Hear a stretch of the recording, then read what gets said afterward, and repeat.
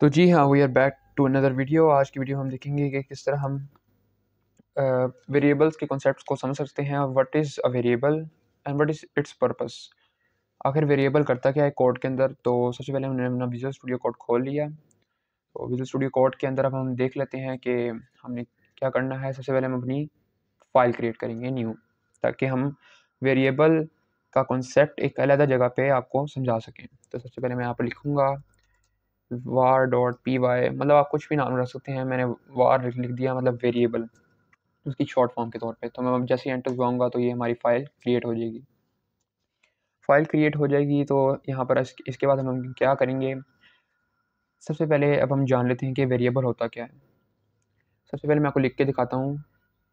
For example मैंने लिखा a=1 और अब मैं क्या करूँगा, प्रिंट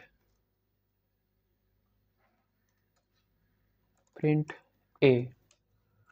और अब मैं जैसे ही इस कोड को रन करूँगा तो अब हमें स्क्रीन के ऊपर 1 शो होगा।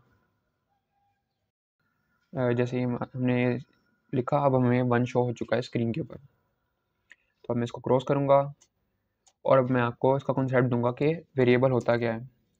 अब यहाँ पर मैं आपको मल्टी लाइन कमेंट के अंदर बताऊंगा कि what is a variable.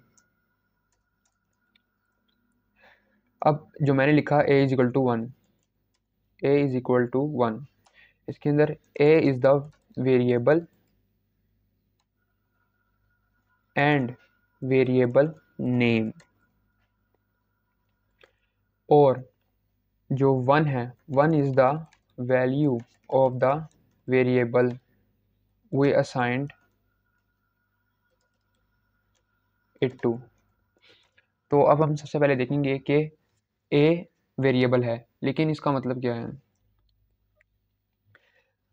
Variable का नाम हम कुछ भी रख सकते हैं, जिस तरह कि हमने बात की थी कि हम स्ट्रिंग के अंदर कुछ भी लिख सकते हैं ताकि हम उसको प्रिंट की मदद से प्रिंट कर सकें स्क्रीन के ऊपर, टर्मिनल स्क्रीन के ऊपर प्रिंट कर सकें। तो अब हम यहाँ पर क्या करेंगे, तो अब हम सबसे पहले देखेंगे कि a है क्या। a is the variable name. सबसे पहले मैंने बात की a is the variable.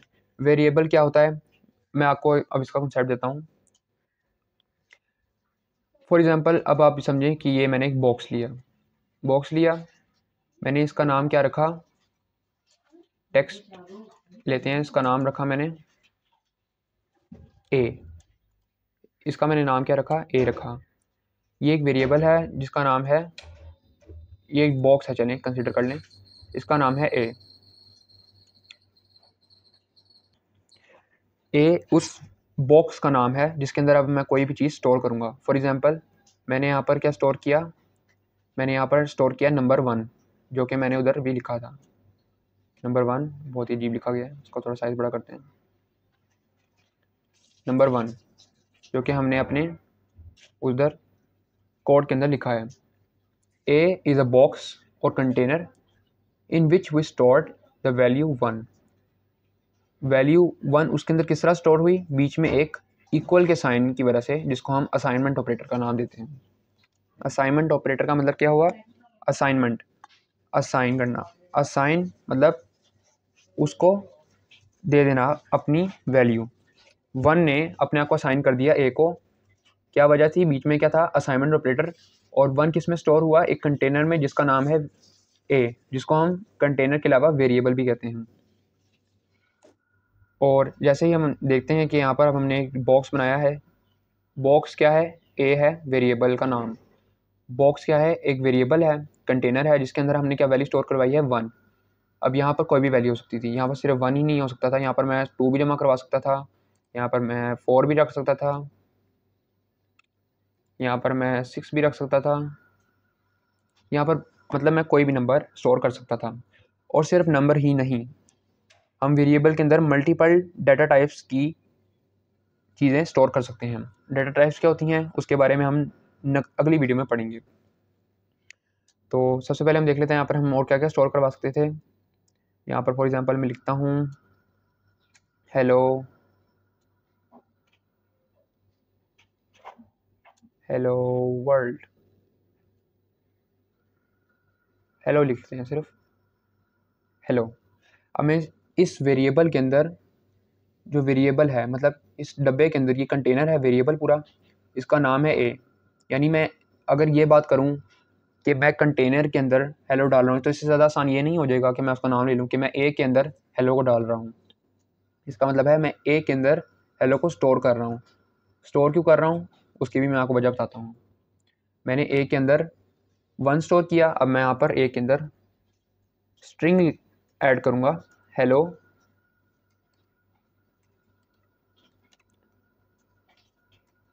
World. String क्यों यूज़ की? क्योंकि स्ट्रिंग होती है अ सीक्वेंस ऑफ कैरेक्टर्स। अगर आप स्ट्रिंग नहीं डालेंगे,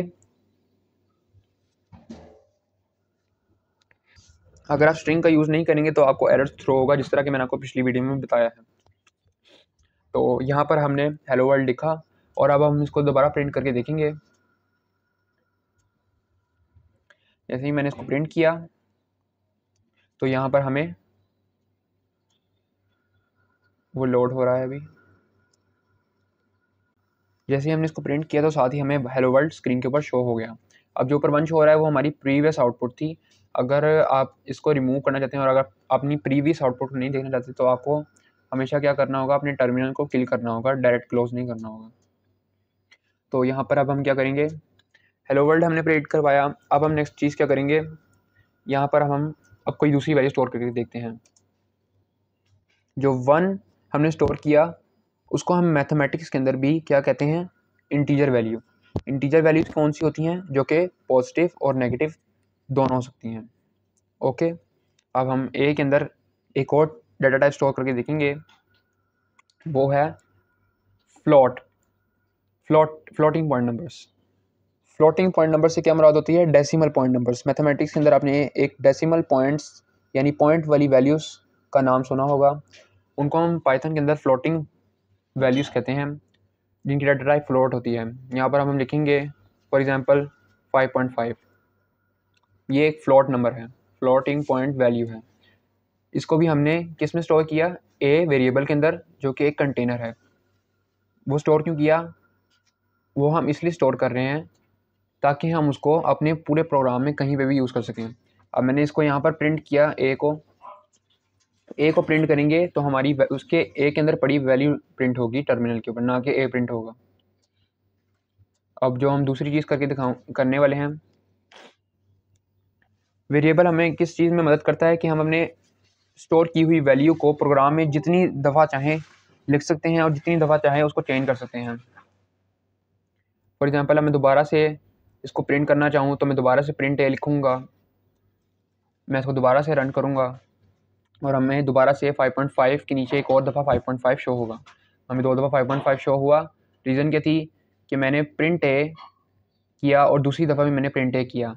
बीच में जो लाइन का डिफरेंस आया इससे कोई मैटर नहीं, फ़र्क नहीं पड़ेगा, क्योंकि पाइथन के अंदर हर चीज़ सीक्वेंशियली और डायनेमिकली रन होती है और टाइप होती है। फॉर एग्ज़ाम्पल अगर आपने पहली चीज़ को फॉर एग्ज़ाम्पल अगर आपने ए वेरिएबल को बाद में बनाया होता और प्रिंट को पहले कर रहे होते, जैसे कि अब मैंने प्रिंट ए को ऊपर कर दिया, यहाँ पर मुझे अब एरर शो कर रहा है। यहाँ पर मुझे एरर शो होगा, रीज़न क्या है? क्योंकि हमने पाइथन के अंदर सीक्वेंस से चलना होता है, हर काम सीक्वेंस से करना होता है। यहाँ पर हमने प्रिंट ए किया, अब हमें ए ऊपर वाला शो करवा रहा है एरर और नीचे वाला शो नहीं करवा रहा है। रीज़न क्या है? क्योंकि हमने पहले ए को डिक्लेयर कर दिया। डिक्लेयर और इनिशियलाइज से मुराद क्या होता है? डिक्लेयर का मतलब होता है वेरिएबल को सिर्फ लिख लेना, वेरिएबल का नाम लिख लेना और उसके सामने असाइनमेंट ऑपरेटर लगा देना। इसका मतलब है आपने वेरिएबल को डिक्लेयर कर दिया है कि हाँ मैं इसको डिक्लेयर कर रहा हूँ कि ये मेरे प्रोग्राम के अंदर इस नाम से वेरिएबल होगा। और इनिशियलाइज कब होता है? जब आपका वेरिएबल वैल्यू लेता है। वैल्यू कोई भी हो सकती है, वो आपकी इंटीजर डाटा टाइप यानी मैथमेटिक्स के अंदर जो प्लस माइनस वाले नंबर्स हो सकते हैं वो भी हो सकते हैं। पॉइंट नंबर वाली वैल्यूज़ जो कि फ्लोट नंबर वाली वैल्यूज़ होती हैं वो भी हो सकती हैं। स्ट्रिंग वाली वैल्यूज़ जो कि सीक्वेंस ऑफ वर्ड्स होते हैं वो भी हो सकते हैं। और एक चौथी डाटा टाइप भी है, अभी हम इस कॉन्सेप्ट को करने के बाद वो भी डालते हैं। तो अब यहाँ पर सीक्वेंस से चलेंगे तभी हमारा पाइथन का प्रोग्राम स्मूथली रन होगा विदाउट एनी एरर्स। तो यहाँ पर हमें एरर क्यों शो हो रहा है? क्योंकि हम ए को तब प्रिंट करवाने की कोशिश कर रहे हैं जब वो एग्जिस्ट ही नहीं करता। तो आपको सेवरल पॉइंट्स पर अपनी प्रोग्रामिंग जर्नी के अंदर नज़र आएगा कि आपको बहुत सारे एरर्स का सामना करना पड़ रहा है। रीज़न क्या है, आपने सीक्वेंस का ख्याल नहीं रखा। तो यहाँ पर अब हम नेक्स्ट चीज़ क्या करेंगे, हम यहाँ से इसको दोबारा से रिमूव करेंगे। टॉप ऑफ द प्रोग्राम या फिर टॉप ऑफ आवर स्क्रिप्ट, हम यहाँ पर इसको ए को डिक्लेयर और इनिशियलाइज दोनों इकट्ठे करेंगे। यहाँ पर हम दोबारा से प्रिंट ए करेंगे और जैसे ही हम इसको रन करने की कोशिश करेंगे तो अब ये रन हो जाएगा दोबारा से और हमें बिल्कुल सही आउटपुट शो हो गई है। अब आपने एक और चीज़ का ख्याल रखना है कि अगर आप कैपिटल ए प्रिंट करवाने की कोशिश करेंगे तब भी आपका ये प्रिंट नहीं होगा। रीज़न क्या है, Python is a case sensitive language. इसके अंदर कुछ चीज़ें हैं जो कि आपको केस सेंसिटिव नज़र आएंगी, उनकी केस सेंसिटिविटी का आपको ख्याल रखना पड़ेगा। फॉर एग्जांपल अगर मैं स्मॉल ए लिखूँगा और कैपिटल ए लिखूँगा तो इन दोनों में डिफरेंस है। अब मुझे नीचे वाले पे एरर शो हो रहा है, रीज़न क्या है, क्योंकि हमने जिस कंटेनर या वेरिएबल के अंदर वैल्यू स्टोर करवाई वो है स्मॉल ए, अल्फ़ाबेट्स का स्मॉल ए, और जो हमारा कैपिटल ए है वो हमने कहीं पे भी इस्तेमाल नहीं किया किसी भी वैल्यू को स्टोर करवाने के लिए। मीन के हमने इसको वेरिएबल के तौर पे इनिशियलाइज या डिक्लेयर किया ही नहीं है, इस वजह से हमें यहाँ पर एरर शो हो रहा है। तो इसलिए हमें इस चीज़ का भी ध्यान रखना होगा कि हम अगर पाइथन के अंदर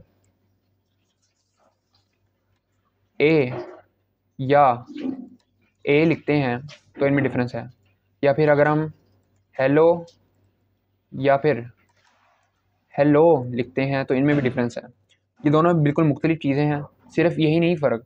फॉर एग्ज़ाम्पल अगर मैं हेलो लिखता हूँ या फिर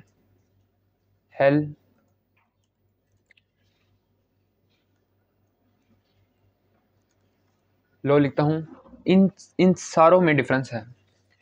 हेलो वाली एग्जांपल सबसे बेस्ट है, इसलिए हम इसी को रखेंगे सिर्फ। पाइथन के अंदर आपकी एक एक अल्फ़ाबेट का सीक्वेंस मैटर करता है। अगर आपका पहला वर्ड कैपिटल आ रहा है, दूसरा वर्ड छोटा आ रहा है, या फिर आपकी सेकंड वर्ड के अंदर पहला वर्ड छोटा आ रहा है, दूसरा कैपिटल आ रहा है, तो इनमें हर लिहाज से डिफरेंस होगा।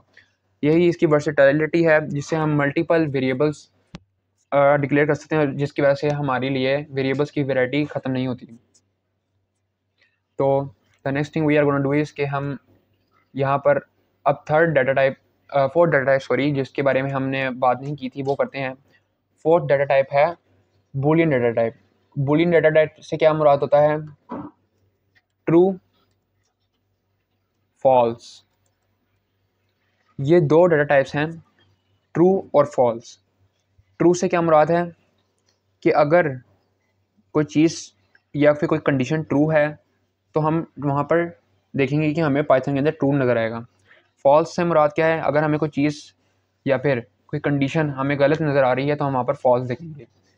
यहाँ पर अब हम सिर्फ फ़िलहाल ए की वैल्यू स्टोर करते हैं, क्योंकि ये ज़रा एडवांस कंसेप्ट हो जाएगा दो वैल्यूज़ को स्टोर करना आप लोगों के लिए।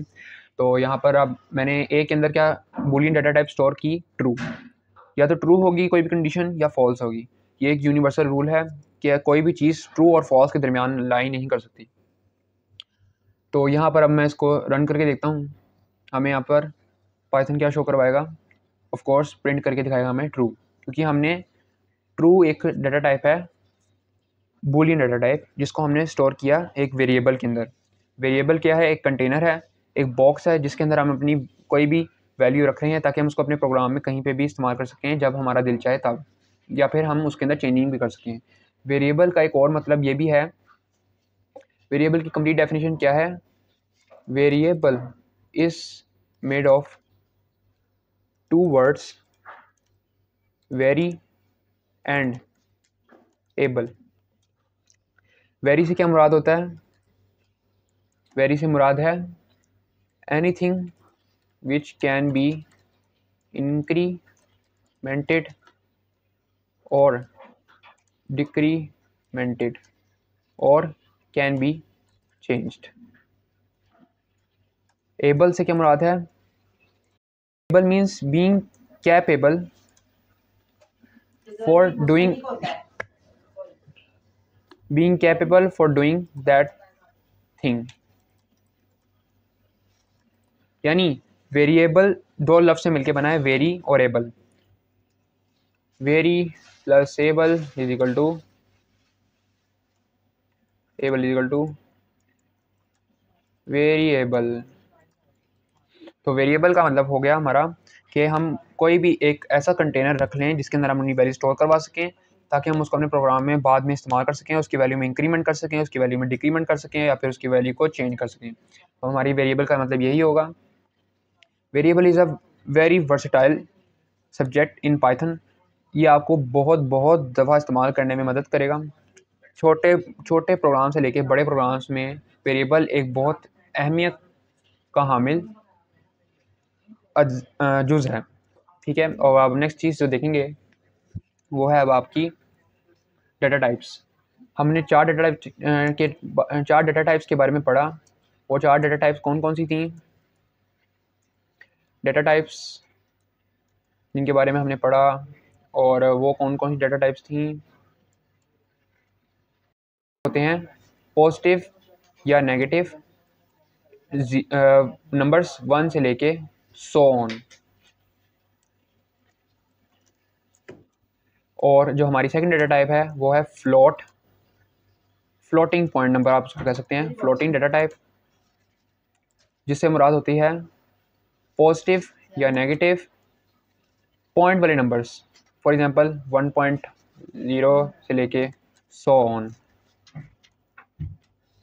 और हमारी थर्ड डाटा टाइप है वो है स्ट्रिंग डाटा टाइप।